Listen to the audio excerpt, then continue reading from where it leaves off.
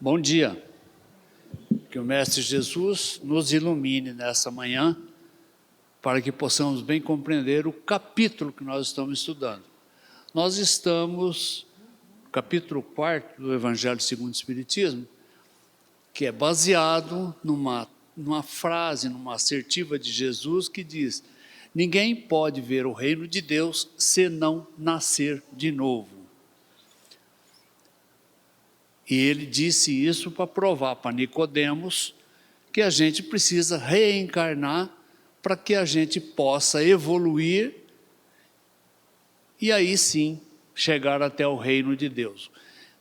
A gente precisa entender também que quando Jesus fala do reino de Deus, ele estava falando da nossa evolução espiritual, porque o reino de Deus é tudo que nós temos, nós estamos inseridos dentro do reino de Deus. Mas será que nós temos sintonia para entendermos bem isso aí? Nós temos refinamento de pensamento para chegarmos e evoluir um pouco mais? Então é preciso que a gente raciocine sobre isso. E uma das questões que se discute nesse capítulo é a questão da ressurreição e reencarnação. Os judeus tinham já nos dogmas deles pré-estabelecidos o conceito de ressurreição.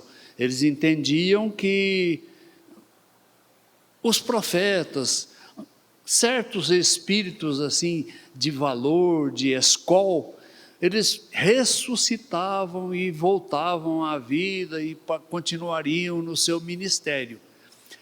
O que a gente hoje sabe que é meio difícil a gente compreender essa questão da ressurreição, porque como é que o corpo que já deteriorou pode voltar à ativa novamente? É praticamente impossível para nós hoje que temos estudos, que raciocinamos, que entendemos melhor. Então a gente precisa entender que os judeus, quando pensavam assim, é porque eles não tinham uma clareza de ideias da questão espiritual. Eles entendiam a vida muito materializada, tanto que os conceitos daquela época eram todos do aspecto material, se reportava à existência das pessoas de uma vida física.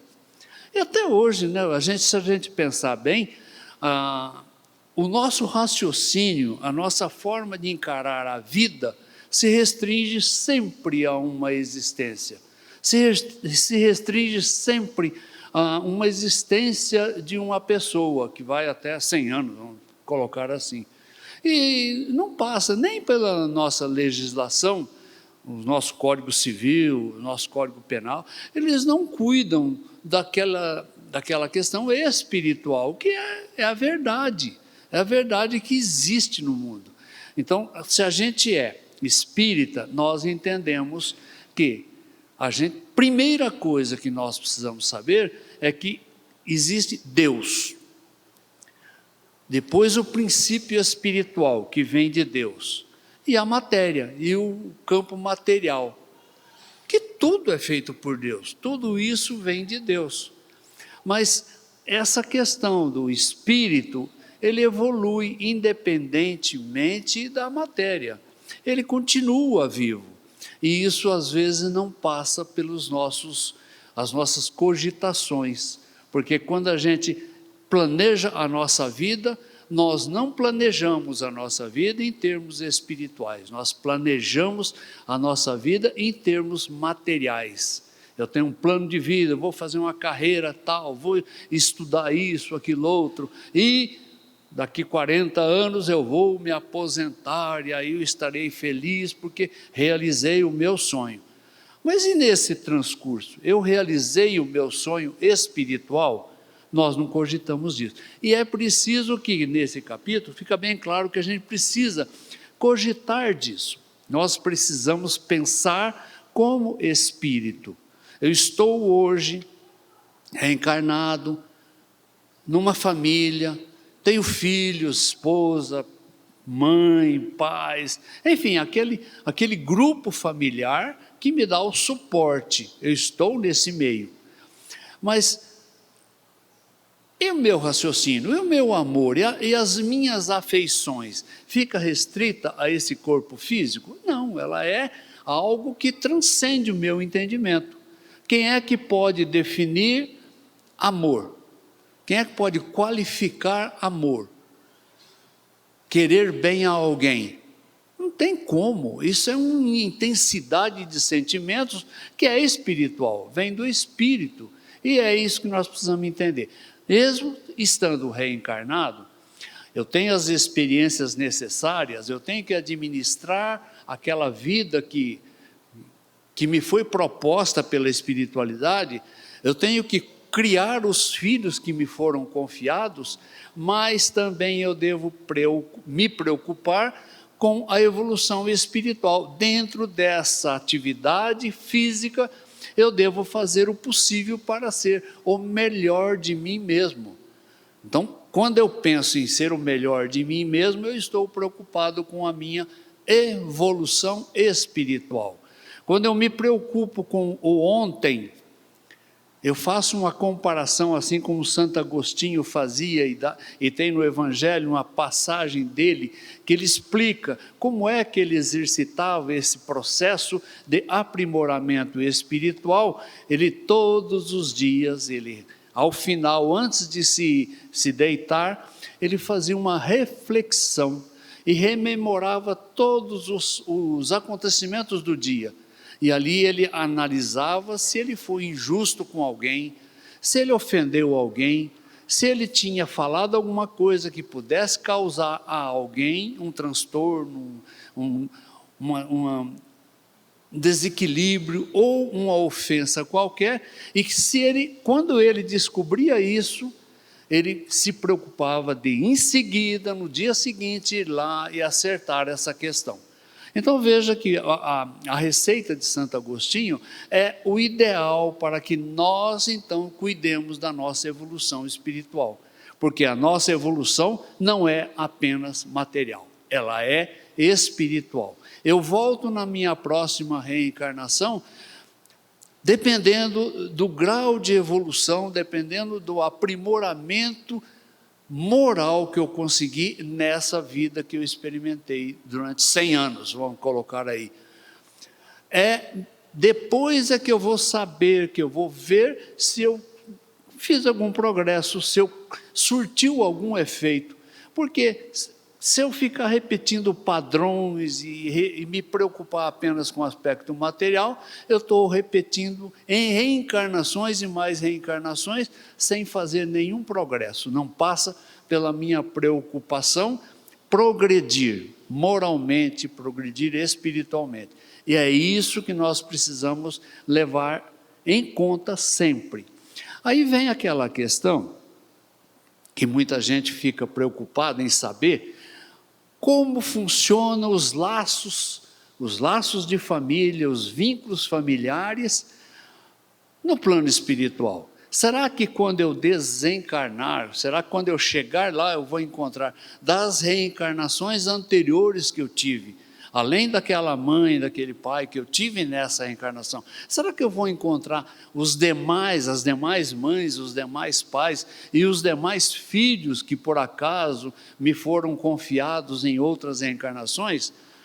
Eu posso até encontrar, eu vou encontrar, obviamente, se eu tiver uma ligação com eles muito profunda, mas já não é aquela sensação de pai e mãe, são espíritos que se afeiçoam e continuam o seu processo. No plano espiritual, eu tenho afeições sublimadas, superiores àquela questão que nós temos na Terra. O respeito que eu tenho pela minha mãe que está aqui presente. Não, e lá? O respeito que eu tenho pelos espíritos, que eu tenho afinidade, que eu tenho amor por eles, é igual. Então, é essa questão que a gente tem que pensar, e nós, como espíritas, entendemos isso com maior clareza. Eu digo que talvez quem não tenha a ideia da reencarnação, não tem essa clareza, não tem essa facilidade de raciocinar nesses termos.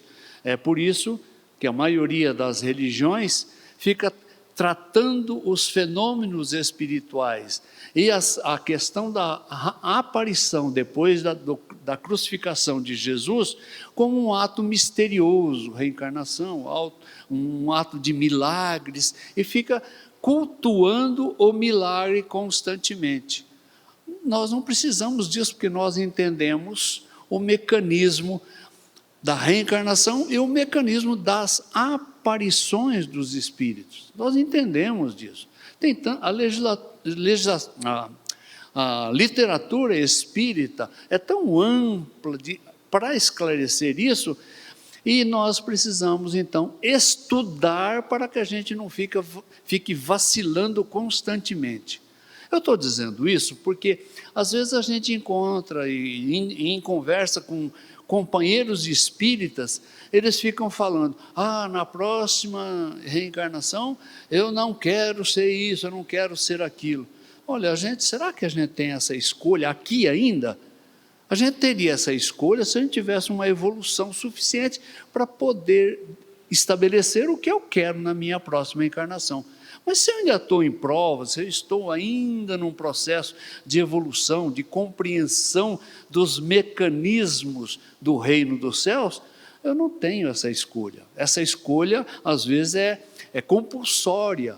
Os espíritos que me ajudam, que me acompanham, eles estabelecem e me dizem, quando eu for reencarnar após o meu desencarne, me dizem como é que eu vou voltar na minha próxima reencarnação. Vou voltar. E é preciso que eu volte adequando todas as situações à minha necessidade. É por isso que nós, quando nos afeiçoamos à família, o grupo familiar, ele vai se ampliando. Ele vai se ampliando e nós geralmente voltamos no grupo familiar a que pertencemos, aquele grupo de espíritos que tem conosco uma afinidade, que tem conosco uns laços de amor, uns laços de afeição maior.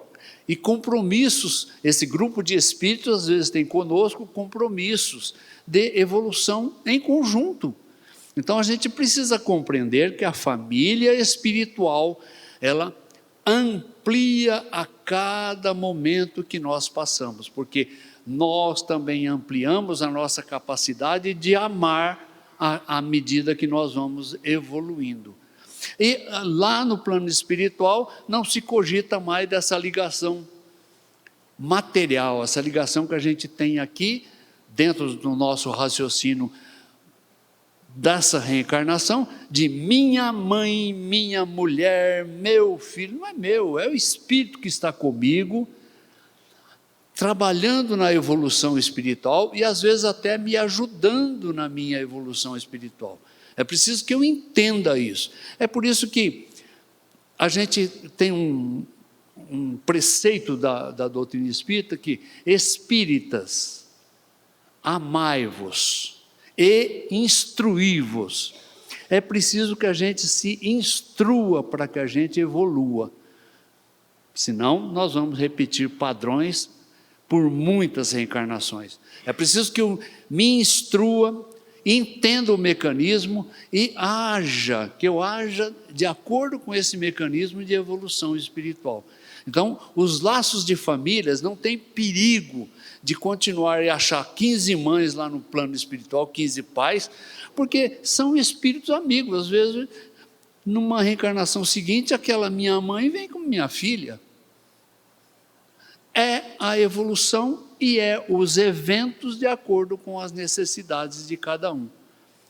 Mas é difícil a gente falar isso para quem não raciocina dessa forma. Por isso que a gente, ao colocar esses temas, a gente sempre convida ao estudo e à mudança de paradigma. A gente tem que mudar os paradigmas. Eu tenho que pensar, não como um homem comum, da reencarnação, dessa existência. Não, eu tenho que raciocinar como espírito que sou. Eu sou o espírito. Por acaso eu estou aqui hoje reencarnado, e eu estou falando aqui, é o espírito que está falando. A inteligência está aqui dentro, vem é meu espírito que está se manifestando. Através do corpo físico eu estou reencarnado. A hora que eu desencarnar, eu vou me manifestar também como espírito, no plano espiritual. Nós temos tantas experiências de trabalhos mediúnicos, onde repetem ali comunicações de amigos espirituais, de filhos, de mães, que vêm e as pessoas identificam pela forma de falar, pelos pensamentos, pela tendência que esses espíritos comunicantes têm, e identificam eles como um filho, ou pai, ou mãe, ou um espírito bom que está nos orientando. Nós temos já essas experiências, mas a gente entende elas, a gente raciocina como espírito, a gente entende a vida como uma coisa constante, perene. A gente não entende. Então a gente precisa tratar de entender isso, porque aí eu vou exatamente compreender o que é que Jesus falou para Nicodemos. É preciso nascer de novo para ver o reino de Deus, porque o reino de Deus é esse reino de pureza, de elevação, sublime, a sublimação das coisas. Esse é o reino de Deus. Se eu pensar no reino de Deus como alguma coisa aqui da terra somente, eu fico preso aos milagres, aquilo que as religiões pregam. Mas nós não somos das religiões comuns, nós somos espíritas, e o espírita raciocina um pouquinho mais. O espírita tem aquela fé, mas não é uma fé cega, uma fé de pertencimento ao grupamento religioso, não. É uma fé que eu entendo o que está me acontecendo.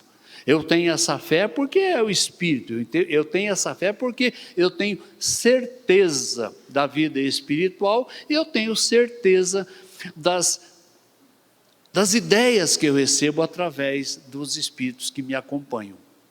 Quando eu faço uma prece e peço a ajuda dos Espíritos, eu percebo que logo em seguida, a minha situação dá uma acalmada e eu tenho algum insight, alguma ideia, algum pensamento que vem dentro daquele plano que eu estou preocupado, vem e dá uma solução ou dá uma saída, um caminho. A gente experimenta isso. Como é que eu no exame vestibular, por exemplo, estou lá numa dúvida com uma determinada questão. A hora que eu me concentro, faço uma prece e peço, logo aquela questão vem. Se eu não estudei o suficiente, é claro que ela não está aqui preparada para que eu responda. Mas se eu estudei o suficiente, ela aclara, e aí eu posso responder. A gente precisa entender isso para que a gente passe a entender a vida espiritual. É essa vida espiritual que nós estamos fazendo o possível para a gente assimilar de agora nessa experiência reencarnatória. Se a gente ficar pensando, como muitos pensam, que a morte termina com tudo, quando eu morrer, eu já não tenho mais esse contato, e eu não tenho mais o contato com a minha mãe, com os meus afins, os meus espíritos amigos.